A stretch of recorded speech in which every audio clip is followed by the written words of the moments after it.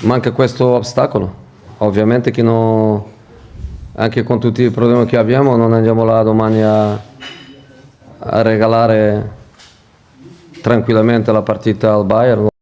Jose Mourinho speaks towards the Serie A game against Bayern Leverkusen, and of course Roma is just well to face Bayern Leverkusen, as he's just putting more effort so as to make sure that they punish them. And of course the only thing that Roma wants this season is to make sure that they have the assurance to participate in the UEFA Champions League next season. And Jose Mourinho here, he says that this is just a fantastic season. It has been a fantastic season due to the fact that there are so many things past, and in fact they are now just concentrating on the next matches so as to perform well. As Jose Mourinho also believes on the quality and the ability of his boys, of his guys, as they have chance, they have ability to play well and get the positive